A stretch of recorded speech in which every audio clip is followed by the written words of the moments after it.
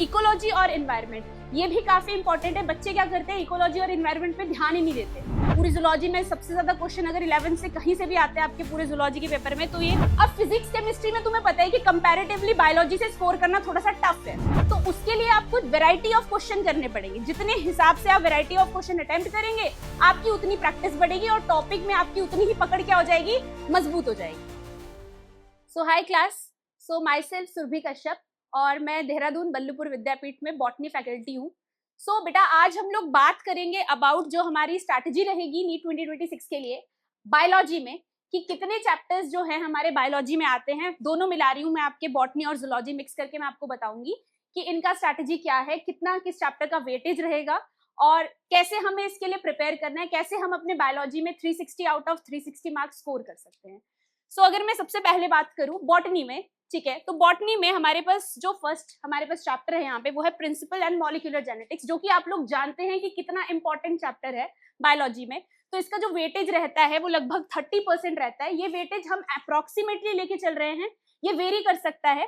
तो ये हमारी जो है अजम्पशन, ये इस हिसाब से जो हमारे पिछले पुराने पेपर्स आ रखे हैं उस हिसाब से हमने वेटेज डिसाइड किया इसका। इसके बाद बेटा इकोलॉजी और एनवायरनमेंट ये भी काफी इंपॉर्टेंट है। बच्चे क्या करते हैं, इकोलॉजी और एनवायरनमेंट पे ध्यान ही नहीं देते, ठीक है, जबकि इकोलॉजी और एनवायरनमेंट से काफी क्वेश्चन आते हैं। अगर आपने नीट 2016 का भी पेपर देखा हो और 2021 नीट का एग्जाम देखा हो तो उसमें इकोलॉजी से सबसे ज्यादा क्वेश्चंस थे आपको देखने को मिलेंगे। तो इसका वेटेज जो बेटा रहता है वो रहता है 16%, ठीक है। इसके बाद हम बात करते हैं प्लांट फिजियोलॉजी की, जिसमें आपका फोटोसिंथेसिस, रेस्पिरेशन और plant growth and development chapter आता है। तो इनका जो वेटेज रहता है वो रहता है 14%, तो इंपॉर्टेंट है अगेन, ठीक है।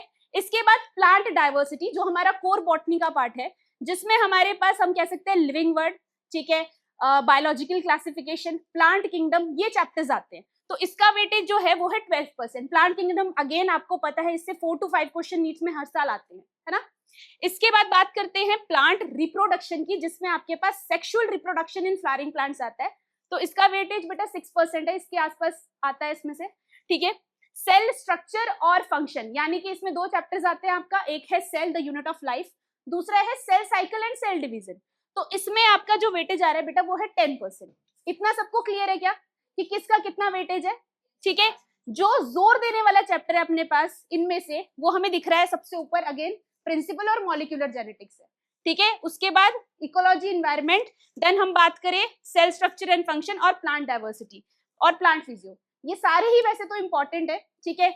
तो सबसे इंपॉर्टेंट जो यहाँ हाई वेटेज में आपको दिख रहा है, ठीक है, वो रहेगा प्रिंसिपल एंड मॉलिक्यूलर जेनेटिक्स। तो पढ़ना आपको सारा ही है, ऐसा नहीं है कि आप कुछ भी छोड़ सकते हैं, क्वेश्चन कहीं से भी आ सकता है, लेकिन जो ज्यादा वेटेज है वो मैंने आपको बता दिया कि किसमें कितना आ रहा है। इतना क्लियर है सबको?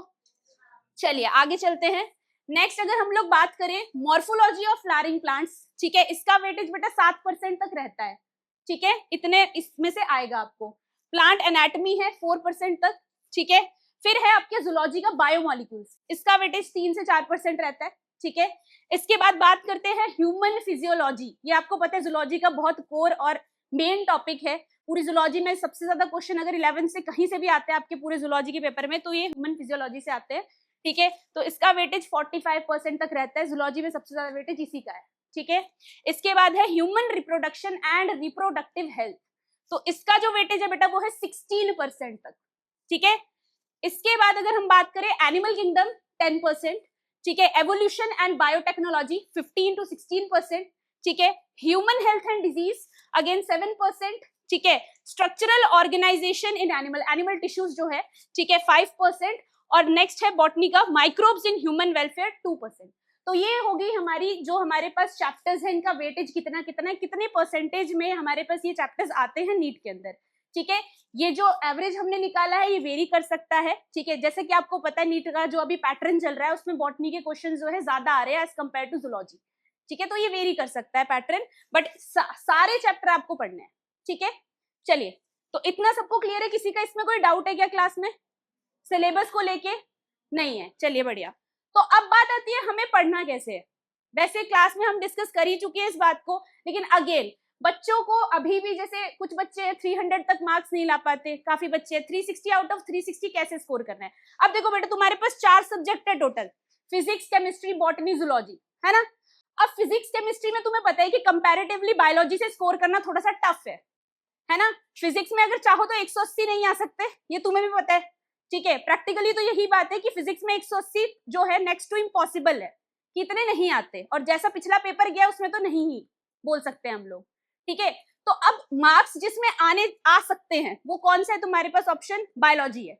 और जैसे हम कहते हैं कि फिजिक्स और केमिस्ट्री जो है वो क्या डिसाइड करती है, तुम्हारा सिलेक्शन डिसाइड करती है, लेकिन अगर जो तुम्हारी रैंक है वो कौन डिसाइड करता है, बायोलॉजी। अगर बच्चे के नंबर फिजिक्स केमिस्ट्री में मान लो कि ठीक ठाक से है, एवरेज है, लेकिन अगर उसके बायोलॉजी में मार्क्स बहुत अच्छे हैं तो उसके रैंक में काफी इंप्रूव आएगा, फर्क पड़ेगा। लेकिन अगर वही फिजिक्स केमिस्ट्री में मार्क्स ठीक ठीक हैं और बायोलॉजी में भी मार्क्स ओके ओके ही हैं, बहुत बढ़िया नंबर नहीं है, तो उस बच्चे का सिलेक्शन वहां पे क्या हो जाता है, रुक जाता है, वो दिक्कत देता है, ठीक है। तो रैंक जो डिसाइड होती है वो बायो से होती है।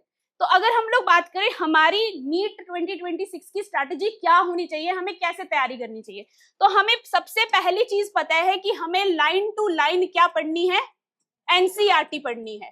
पहली चीज ये है, एनसीईआरटी को पढ़ना है, अच्छे से छांट देनी है पूरे तरीके से। अब आपको पता है कि उसकी समरी से भी क्वेश्चन आते हैं, उसके जो फर्स्ट वाला पेज है इंट्रोडक्शन है उससे भी क्वेश्चन आते हैं। तो ये बात जहन में जरूर रखनी है कि इंट्रोडक्शन है या आपके पास क्या है इसका, ठीक है, समरी है, ये आपको बढ़िया तरीके से पढ़ना है। इंट्रोडक्शन हो गई, समरी हो गई, इसको बढ़िया तरीके से आपने पढ़ना है, कुछ नहीं छोड़ना है एनसीईआरटी में से, ईयर नहीं छोड़ना है, सब कुछ देखना है। दूसरी बात, अगर आपकी एनसीईआरटी टिप्स पे है तो दूसरी चीज क्या है आपके लिए, रिवीजन। अब बात आती है कि ये रिवीजन कैसे होगा, तो ये रिवीजन आपके क्वेश्चन प्रैक्टिस से होगा।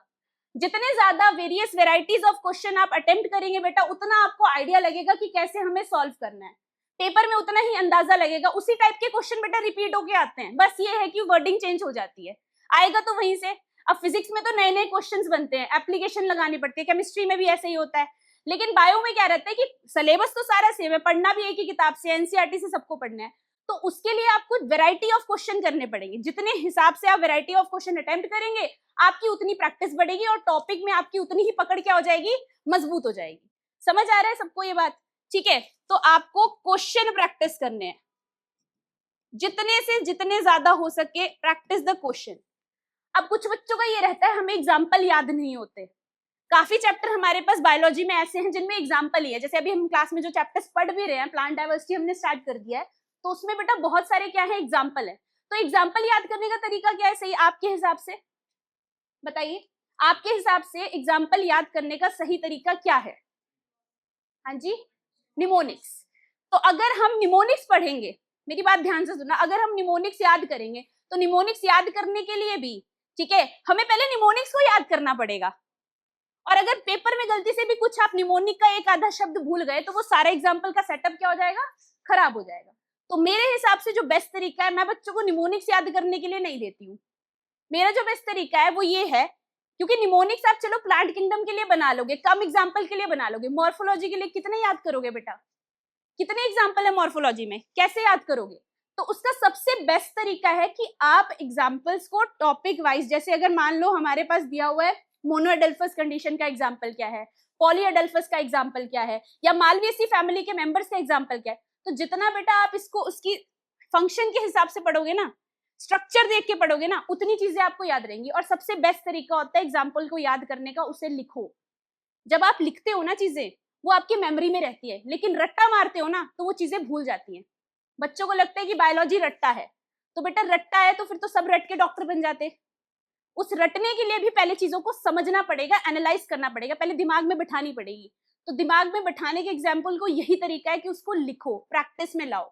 जब लिखोगे तो याद होंगी चीजें, आगे साइकिल आएंगे, साइकिल भी ड्रॉ करके याद करने पड़ेंगे, रट्टाफिकेशन करोगे भूल जाओगे, ठीक है। तो हमारी ये स्ट्रैटेजी है कि हमें लाइन टू लाइन एनसीईआरटी पढ़नी है, रिवीजन करने हैं, और जो तुम लोग छुट्टी मारते हो हमेशा टेस्ट से एक दिन पहले, तुम्हें टेस्ट देने हैं।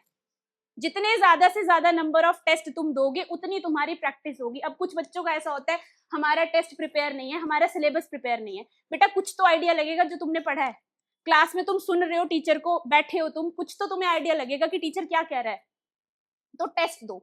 AITS का टेस्ट दोगे तो नेशनल पता चलेगा कि कहाँ तुम स्टैंड कर रहे हो, माइलस्टोन का दोगे तो रीजन वाइज पता चलता है, ठीक है। तो इसीलिए attempt more and more test, जितने टेस्ट सीरीज हो सकती है उतने टेस्ट अटेम्प्ट करो, क्योंकि ये तुम्हारी प्रैक्टिस करवाएंगे, ठीक है। और किसी को कोई डाउट है, नीट की स्ट्रैटेजी के लिए बायोलॉजी में? एनीबडी हु हैज डाउट, बताइए, बोलो। कोई डाउट नहीं है, सब क्लियर है तुम्हें? ओके, सो आई होप आपको ये स्ट्रैटेजी सारी नीट की क्लियर होगी कि हमें कैसे बायोलॉजी में स्कोर करना है। So thank you everyone for this, और all the best to you. आपके नीट 2026 के लिए जो बायोलॉजी के लिए आपकी स्ट्रैटेजी है वो आपको पता चल चुकी है, तो अब इसको कैसे इंप्लीमेंट करना है वो आप लोगों पर है, और आप अच्छे से ही करेंगे I hope. So thank you.